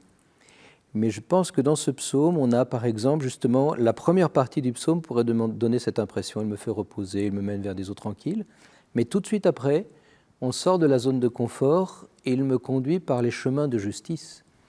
Et donc en fait, on pourrait traduire comme ça aussi, il me conduit par les chemins de la justice, et en fait, pour être un artisan de paix, il faut déjà être un assoiffé de justice. On rejoint les béatitudes de tout à l'heure. Ouais. Enfin, moi, ce que je dirais aussi, c'est qu'effectivement, il peut y avoir une recherche un peu de calme, de tranquillité, qui peut être un peu égoïste. Et qui est légitime toutefois. Qui est légitime, oui. Mais je pense que ce qui est très beau, c'est de comprendre aussi que cet accueil de la paix de Dieu, parce que c'est une paix qui vient de Dieu, mais cet accueil de la paix de Dieu, puis ces chemins qui nous permettent justement de nous abandonner entre ses mains, c'est aussi ça qui va nous rendre plus forts et plus courageux pour être au service de nos frères. Parce que je crois que dans cette recherche de la paix, il n'y a pas simplement une recherche de tranquillité, mais aussi cette prise de conscience que quand nous accueillons cette paix, quand nous tendons vers la paix autant que possible, eh bien, nous sommes aussi plus ouverts à l'action de l'Esprit Saint, plus attentifs aux autres. Oui, par exemple, aujourd'hui, très souvent, on est indifférents les uns aux autres parce que c'est le stress qui règne. Mais quand le cœur est paisible, abandonné, eh bien, on est bien plus attentif au prochain, on est plus à l'écoute de la parole de Dieu, on est plus à l'écoute de nos frères et sœurs. Donc, quelque part, cette paix, et d'ailleurs, ça doit être un critère de discernement, est-ce que cette paix est au service de la charité ? Est-ce qu'elle est au service de la générosité? Alors, si elle n'est pas, évidemment, c'est une fausse paix. Mais je crois que cette véritable paix qui est bien décrite, c'est une paix qui est au service de l'amour, au service de l'attention à l'autre, au service de la générosité. Donc, Père François? Il me semble que la recherche de la paix est un besoin naturel et spirituel. Nous l'avons dit tout à l'heure, nous vivons dans un monde, vous le dites aussi dans le livre, il y a beaucoup d'anxiété, beaucoup de tensions, beaucoup de crispations. Alors le fait d'aspirer à la paix nous donne la possibilité de nous dire, voilà, on va refaire les forces. Ce qu'on disait un peu tout à l'heure, on va refaire les forces, on va trouver cette sérénité, parce qu'après la vie continue. Parfois dans les combats de la vie, on les déplume. Donc il est important de retrouver la force et la joie, vous parlez aussi de la joie, pour continuer le chemin. Et donc je trouve qu'il est tout à fait légitime, c'est une belle aspiration de chercher et de trouver la paix. Il a trouvé un Dieu. Pourquoi Dieu ne nous donne pas cette paix instantanément? Après tout, il veut la paix, mais on a l'impression qu'il y a tout un parcours d'embûches. Alors, il y a la question de l'ennemi. Vous avez un passage très intéressant sur le sujet. Qui est l'ennemi? Au fond, certes, il y a une grande sérénité, mais il y a un vrai combat spirituel. Ouais. c'est chèrement payé, elle est chèrement payée cette paix. Alors, qu'est-ce qui se passe? Pourquoi finalement il y a un programme? Expliquez-nous. Bah, il peut arriver que tout d'un coup, ils nous mettent comme ça, clac, dans une paix, on ne sait pas pourquoi, même au milieu des pires ennuis, ça peut arriver. Mais c'est de l'ordre quasiment miraculeux. Mais la première fois dans la Bible où il y a le mot Yahweh, comme on dit, ou Dieu, qui est associé au mot paix, c'est quand il apparaît à Gédéon, dans les pires circonstances. Il dit à Gédéon, « Oh, vaillant guerrier », il dit, « Tu permets… c'est un passage où Gédéon lui-même dit à Dieu, « Attends, si je suis vaillant guerrier, voyons la situation, ça ne va pas du tout, rien ne va. » Et puis, il lui dit qu'il va se battre, et il n'a pas du tout envie, évidemment. Et puis, tout d'un coup, on a l'impression qu'il lui donne une paix incroyable, et là, il bâtit un autel, et il dit un autel au Dieu de la paix. On a l'impression que d'un coup, il est mis dans la paix, dans la certitude que Dieu est avec lui, donc ça va aller. Cela dit, ça arrive de temps en temps, de façon charismatique. Habituellement, c'est vrai que c'est dans un combat cruel et de longue haleine, où on gagne des centimètres sur son anxiété, des centimètres sur son angoisse, parce que ici-bas, on est dans un progrès constant. Et ça, je pense que c'est de l'ordre de la pédagogie. On demandera au bon Dieu pourquoi il a fait les choses comme ça au ciel, mais sa pédagogie, il veut qu'on coopère. Oui. Au lieu de nous traiter comme des enfants qui reçoivent tout, il veut qu'on coopère comme des gens qui coopèrent avec Dieu, ce qui quelque part est… On parlait du père, puis, quelque part. Si une maman, à la limite, pour avoir la tendance, pour le tout petit, on lui donne tout, puis après, le père, il lui dit « Allez, maintenant, à toi ». Oui, puis je crois aussi, parfois, il y a des moments où Dieu désirerait nous donner la paix, mais c'est nous qui ne l'accueillons pas.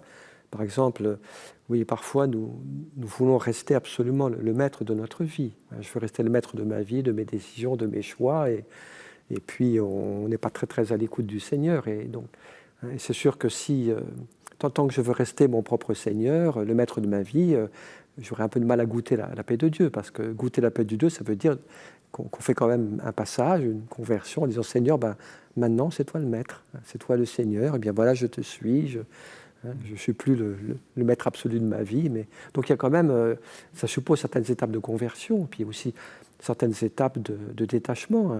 Si je veux absolument ceci, cela, que telle chose se réalise, et puis que j'impose ma volonté à tout le monde, y compris à Dieu, j'aurais un peu de mal à goûter sa paix. Ça suppose un abandon.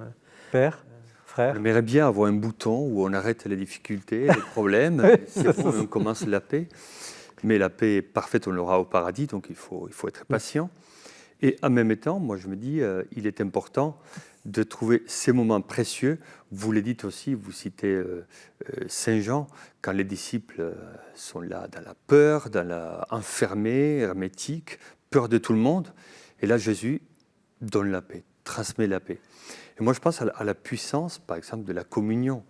Quand on vit l'Eucharistie, quand on reçoit la communion, c'est un Dieu qui nous visite au plus profond de nous-mêmes. Là, peut-être où nous sommes vulnérables, fragiles.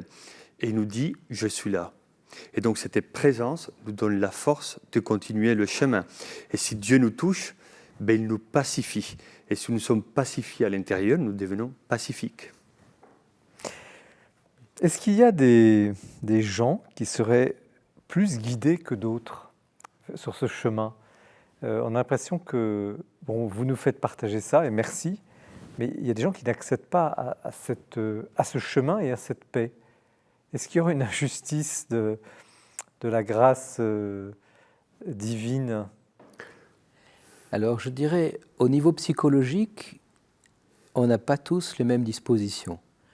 Il y a des gens qui ont un tempérament heureux, il y a des gens qui sont des anxieux. Et là, on hérite, il y a une part d'atavisme. C'est vrai qu'au niveau psychologique, certains auront à se battre plus ou moins avec un caractère anxieux, colérique, inquiet. Mais au niveau surnaturel, on est à un autre niveau, puisque la paix est un effet de l'amour et de l'amour de charité. Les degrés de paix différentes vont se faire en fonction des degrés de charité, en fait. C'est pour ça que les plus grands saints, une petite Thérèse a certainement un tempérament anxieux, névrotique au point de départ, et n'empêche qu'au niveau de la paix qu'elle a reçue d'en haut, là, elle est certainement un sommet de la paix intérieure. Donc c'est accessible à tous. De ce point de vue-là, oui. Alors ma dernière question, parce que malheureusement l'heure tourne, et merci encore d'être avec nous, bien entendu, et je la pose à chacun de vous. On a touché ce sujet, mais on ne l'a pas évoqué explicitement, et vous venez de prononcer le mot de sainteté. Ça paraît tellement inaccessible, hors du monde, et à travers finalement vos 3 ouvrages, il y a quelque chose de la sainteté, mais j'aimerais que vous puissiez nous dire, nous traduire ce que c'est que cette sainteté. On perçoit dans ce que vous dites sur le repos en Dieu, arriver à une certaine harmonie avec soi, avec Dieu, avec les autres. Bon, est-ce que c'est ça la sainteté? Qu'est-ce que vous pourriez nous dire? Ça sera les derniers mots de cette émission magnifique sur les prêtres, et merci aussi du témoignage que vous donnez de prêtres épanouis. Paix intérieure et sainteté, qui commence. La paix, ça peut être un chemin vers la sainteté, parce que c'est un chemin d'ouverture à la grâce, l'abandon, la confiance. Mais moi, je crois que le problème, c'est que souvent, on se fait une très fausse image de la sainteté, hein, comme d'une perfection absolue, être une personne infaillible, qui réussit tout, qui dérape jamais. Ça n'a rien à voir avec la sainteté chrétienne. La sainteté chrétienne, c'est s'abandonner avec confiance entre les mains de Dieu, me savoir, me croire aimé tel que je suis, et puis cet amour que j'accueille de Dieu gratuitement, eh bien le donner gratuitement autour de moi. Et donc je crois que le chemin vers la sainteté, c'est surtout un chemin d'abandon, de confiance, de foi, d'ouverture à Dieu, d'espérance. Pour moi, peut-être que le point le plus important du combat pour la sainteté, c'est de ne jamais désespérer de rien. On peut très vite désespérer de soi, désespérer des autres. Et moi, je pense que le combat pour la sainteté, le combat pour l'espérance, c'est la même chose. Mais garder l'espérance, que Dieu est fidèle, que Dieu me sauvera, que Dieu pourra me faire grandir, garder l'espérance pour les autres, pour l'Église. Et pour moi, c'est peut-être aujourd'hui la forme la plus précise et la plus importante de sainteté aujourd'hui, c'est de maintenir vivante la flamme de l'espérance. Parce que là où il y a l'espérance, il y a la vie. Là où il y a l'espérance, Dieu agit, Dieu travaille. Donc c'est peut-être ça aujourd'hui le point focal sur lequel j'insisterai. C'est peut-être autre chose à une autre époque. Père François. En fait, je pense qu'on aspire tous à la sainteté. Et en même temps, je pense que la sainteté, on la vit. Il est vrai, comme vous disiez, que parfois on a vu une perfection morale, spirituelle, un peu lointaine. Et finalement, l'aspiration, c'est faire, en tout cas, je pense, la vraie aspiration de faire la volonté de Dieu. Et on fait la volonté de Dieu quand on aime. Et moi, je pense qu'aujourd'hui, on a besoin d'aimer, d'être aimé. Et moi, je pense qu'on vit la sainteté quand on est capable d'incarner cet amour qu'on a en nous, que Dieu nous a donné, cet amour que Dieu est. Donc nous, on aime, on offre notre amour, et on voit chez les autres aussi l'amour de Dieu. Et donc, moi, je pense que quand on aime, et on essaye d'offrir ce qu'on a de meilleur, et on essaie de voir chez les autres ce qu'ils ont de meilleur, on est sous la voie de la sainteté. Frère Thomas Joachim, vous avez le dernier mot sur ce sujet. Eh bien, vous avez un chapitre qui s'appelle La bénédiction du Père. Moi, je me demande si au fond, c'est pas de se laisser bénir par le Père. C'est lui qui est saint. Et de dire, mais bénis-moi, Père. Merci. Merci vraiment à tous les trois de cette soirée absolument magnifique qui nous porte, qui nous conduit. J'espère que vous avez vécu la même chose que moi sur ce plateau, être touché par ces auteurs, ces livres qui nous mènent sur le chemin de Pâques. Merci, frère Thomas Joachim. Entrer dans la paix intérieure. Méditation sur le psaume du bon pasteur chez EDB. Merci, Père Jacques-Philippe. La paternité spirituelle du prêtre, un trésor dans des vases d'argile chez EDB également. Et merci, frère François Bustillo, la vocation du prêtre face aux crises, la fidélité créatrice, c'est chez Nouvelle Cité. 3 livres puissants, intenses, intérieurs. Bref, le programme peut-être pour ceux qui le désirent de ce carême. Je vous souhaite une très belle soirée. Je vous remercie encore de votre attention, de votre fidélité. Vous retrouvez l'émission sur le site de KTO, du Jour du Seigneur et de la Procure. Nous nous retrouvons dans un mois pour une nouvelle émission de l'Esprit des Lettres. Au revoir.